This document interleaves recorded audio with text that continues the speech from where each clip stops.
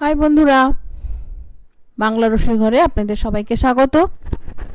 বন্ধুরা, এখন রমজান মাস চলছে, তো ইফতারে এরকম একটা ঠান্ডা ঠান্ডা যদি ডেজার্ট থাকে তাহলে কিন্তু সারা দিনের ক্লান্তি কেটে। এছাড়াও এটা আপনারা ডায়েট হিসেবে খেতে পারেন। তো কিভাবে করব, তো চলুন শুরু করি। আমি এখানে হাফ লিটার মতো দুধ নিয়েছি। নিয়ে দুধটা একটু ফোটা পর্যন্ত আমি অপেক্ষা করব। দেখুন দুধটা ফুটে গেছে।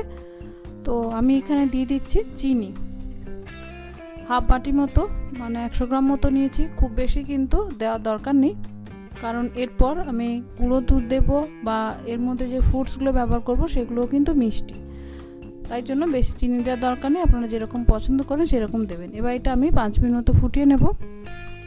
দেখুন 5 মিনিট পরে অনেকটাই কিন্তু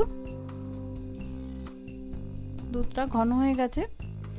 এবার এটা দিয়ে দিচ্ছি 2 টেবিল চামচ মতো পাউডার মিল্ক। আপনারা শুধু দুধে করতে চাইলে দুধটা একটু পরিমাণে বেশি নিয়ে আর একটু ঘন করে নিতে পারেন। আমি যাতে তাড়াতাড়ি ঘন হয় তার জন্য একটু পাউডার মিল্ক দিয়ে দিলাম। এবার পাউডার মিল্কটা দেওয়ার পরেও আরও মিনিট 5 ঘন করে নেব। এবার এই দুধ থেকে আমি 2 হাতা মতো দুধ তুলে রাখছি, এটা আমার পরে কাজে লাগবে। আমি দেখাচ্ছি পরে কি করব। দেখুন আরও 5 মিনিট ফুটে দুধটা কিন্তু ঘন হয়ে গেছে। এবার যে 2 হাতা দুধ আমি তুলে রেখেছিলাম তাতে 1 চামচ মতো কাস্টার্ড পাউডার আমি গুলে নিচ্ছি, দিয়ে এটা দুধে দিয়ে দেবো।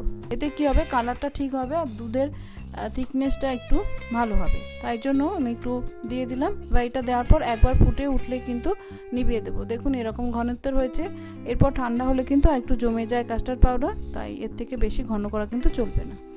এবার দুধটা করে নেওয়ার পর একটা বাটিতে আমি কিছুটা জল নিয়েছি। এবার দিয়ে দিচ্ছি 1 বাটির থেকে একটু কম সাবু। এবার সাবুদানাটা দেওয়ার পরে এটা কন্টিনিউয়াস প্রথমে একটু নাড়তে হবে যাতে নিচে না ধরে যায়। আপনারা যদি শুকনো না দিতে চান তাহলে আধ ঘন্টা মতো ভিজিয়ে নিতে পারেন। দেখুন এরকমভাবে ট্রান্সপারেন্ট হচ্ছে আস্তে আস্তে। এবার ট্রান্সপারেন্ট হওয়ার পরে আমি এটাকে নিভিয়ে দেবো গ্যাসটা। এবার একটা ছাঁকনিতে আমি এটা ঢেলে দিলাম। ঢেলে সঙ্গে সঙ্গে আমি একটু ঠান্ডা জল দিয়ে দেবো, নাহলে যে স্টিকি হয়ে যায় সেই স্টিকিনেসটা যাতে কেটে যায় তার জন্য কিন্তু এটা দিতে হবে। না হলে এমনি রেখে দিলে কিন্তু আবার সে একসঙ্গে দলা পাকিয়ে যাবে, ভালো লাগবে না। 2 বার মতো ধুয়ে নিতে হবে। এবার দেখুন যেরকম হয়েছে, এবার এটা রেখে দেবো। রেখে দেওয়ার পরে ঠান্ডা হবে এটা। দেখুন দুধ ঠান্ডা হয়ে গেছে এবং সাবুটাও কিন্তু ঠান্ডা হয়ে গেছে। এবারে যে সাবুটা দেখুন রেখেছিলাম এটা আমি ছাঁকনি থেকে ঢেলে এতে দিয়ে দিচ্ছি। যত ঠান্ডা হয়েছে দুটোই কিন্তু জমে গেছে, তাই জন্য আমি এটা আবার ভালো করে একটু মিশিয়ে নেব সাবুটা। দেখুন কি সুন্দর ট্রান্সপারেন্ট হয়েছে, দেখতে কিন্তু ভালো লাগছে। ভালো করে মিশিয়ে নেব যাতে কোনো রকম দলা না থাকে। এবার মেশানোর পরে এটা আমি ফ্রিজে রেখে দেবো ঘন্টা 2। এটা কিন্তু ঠান্ডা ঠান্ডাই ভালো লাগে, তাই জন্য এটা ফ্রিজে রেখে দিতাম। দেখুন আমি ঘন্টা 2 রাখার পরে ফ্রিজ থেকে বের করেছি। এবার এতে আমি কিছু ফ্রুটস দিয়ে দেব। এগুলো এখন সিজনাল ফ্রুটস, এগুলোই দেব। আপনাদের পছন্দ মতো কিন্তু দিতে পারেন, তবে মনে রাখবেন যে ফ্রুটসটা যখন সার্ভ করবেন তখন দেবেন, তাহলে কিন্তু ভালো হবে। নালে যে জল কাটে সেই জলটা বেরিয়ে দুধটাকে পাতলা করে দেবে বেশি, আর খেতে কিন্তু টেস্টটা ভালো হবে না। তাই যখন সার্ভ করবেন তখনই কিন্তু ফ্রুটসগুলো অ্যাড করবেন। তো আমি এখানে তরমুজ, আপেল, কলা, আঙুর আর একটু বেদানা নিয়েছি। আপনাদের কাছে যা ফ্রুটস থাকবে, আপনাদের যেরকম পছন্দ, হাতের কাছে যেরকম থাকবে সেরকম দিতে পারেন। আর দিয়ে দিলাম একটু খেজুর। এবার এগুলো একসঙ্গে ভালো করে মিশিয়ে নেব।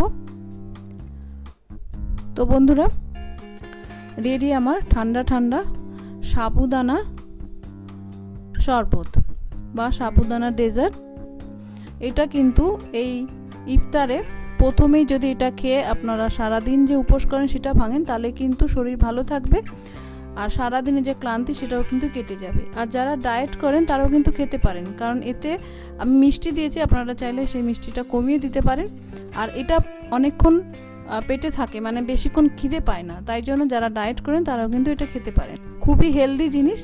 তো অবশ্যই বাড়িতে একবার ট্রাই করবেন, আর মুসলিম ভাই বোনেরা অবশ্যই এটা একবার করে খেয়ে দেখবেন, ভালো লাগবে। নমস্কার, ধন্যবাদ।